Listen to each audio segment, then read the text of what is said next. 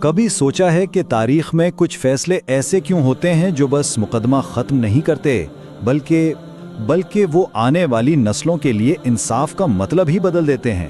آج ہم بالکل ایسے ہی کچھ فیصلوں کی بات کریں گے، حضرت علی کی حکمت کے وہ خزانے جو سچ پوچھیں تو آج بھی ہمارے لیے ایک روشنی کی طرح ہیں۔ تو چلیے اس سفر کا آغاز ایک بہت ہی بنیادی سوال سے کرتے ہیں۔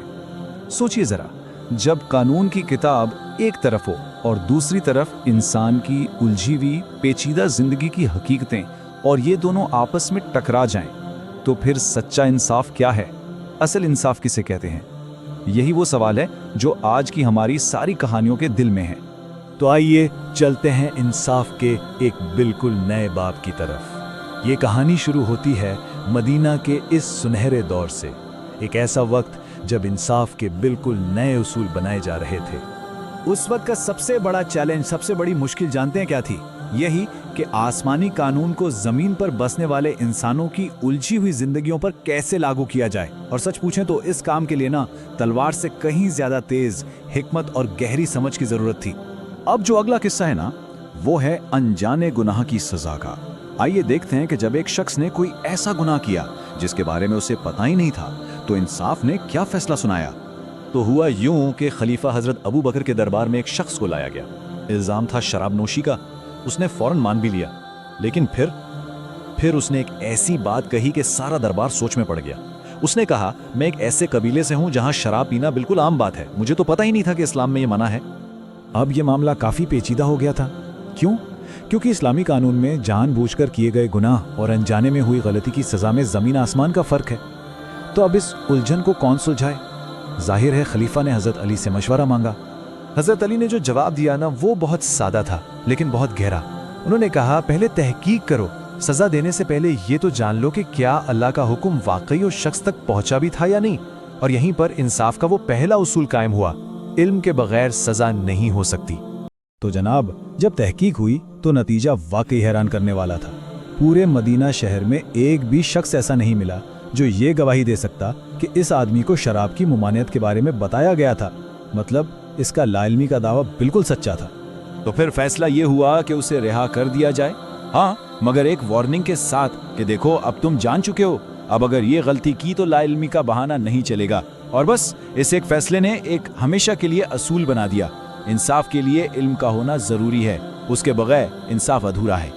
ٹھیک ہے، اب چلتے ہیں ایک اور دلچسپ قصے کی طرف، حقیقت اور سائے کا انصاف۔ اگر پچھلا کیس قانون کی حدود کے بارے میں تھا تو یہ والا واقعہ انصاف کی گہرائی کے بارے میں ہے۔ یہ ہمیں بتاتا ہے کہ حقیقت اور وہم میں فرق کرنا کتنا ضروری ہے۔ ذرا تصور کریں، دربار لگا ہے اور ایک آدمی دوسرے پہ الزام لگاتا ہے کہ اس نے خواب میں اس کی ماں کے ساتھ گناہ کیا ہے۔ کتنا عجیب الزام ہے نا؟ اور مزے کی بات یہ کہ شکایت کرنے والا اس غیر حقیقی خواب والے عمل کے لیے اصلی اور سخت سزا مانگ رہا تھا۔ اب اس عجیب مقدمے کا حل بھی اتنا ہی شاندار تھا جو حضرت علی نے نکالا۔ انہوں نے بہت خوبصورتی سے سمجھایا، فرمایا کہ دیکھو، جرم بھی دو طرح کے ہوتے ہیں، ایک ہوتا ہے حقیقت، دوسرا ہوتا ہے سایہ، اور خواب میں کیا گیا عمل وہ حقیقت نہیں، وہ تو بس ایک سایہ ہے۔ اور پھر انہوں نے حکم دیا، ملزم کو دھوپ میں کھڑا کیا جائے۔ جب اس کا سایہ زمین پر پڑنے لگا تو آپ نے شکایت کرنے والے سے کہا، جاؤ اور اس کے سائے کو کوڑے مارو۔ واہ، سائے جیسے جرم کے لیے سائے جیسی سزا! یہ ہوتا ہے وہ انصاف جو صرف قانون کے لفظوں کو نہیں، اس کی روح کو سمجھتا ہے۔ اب وقت ہے ایک ایسی پہیلی کا، ایک دن کی پہیلی۔ یہ ایک ایسی گتھی تھی جس نے اس دور کے بڑے بڑے عالموں کو بھی چپ کرا دیا تھا۔ دیکھتے ہیں یہ پہیلی سمجھ میں آتی ہے یا نہیں۔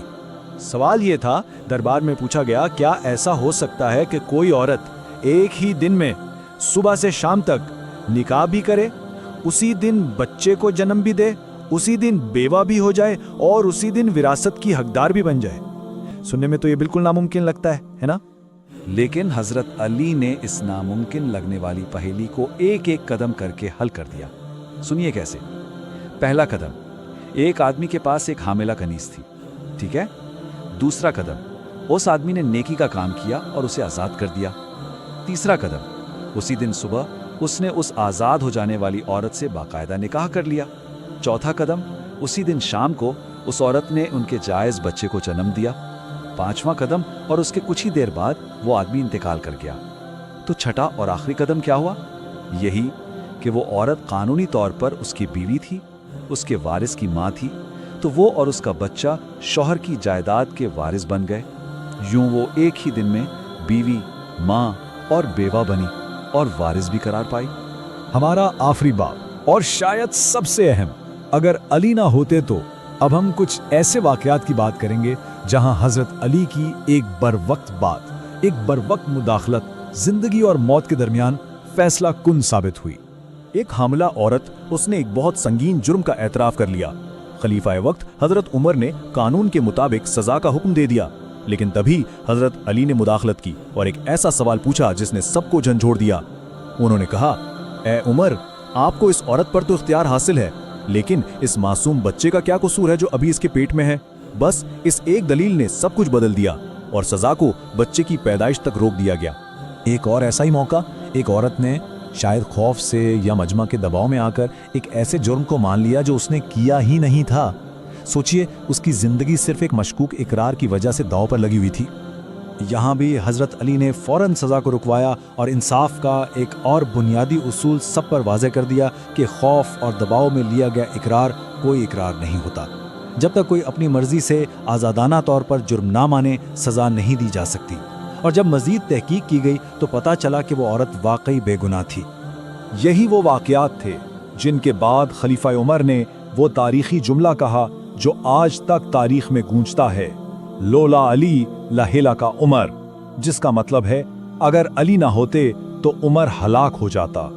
ये एक खलीफा की तरफ से दूसरे की हिकमत और बसीरत का सबसे बड़ा एतराफ़ था। तो इन तमाम कहानियों से हमें क्या पता चलता है? हजरत अली के इंसाफ के 3 बड़े सुतून हमारे सामने आते हैं। पहला रहम, दूसरी हिकमत और तीसरी तहकीक।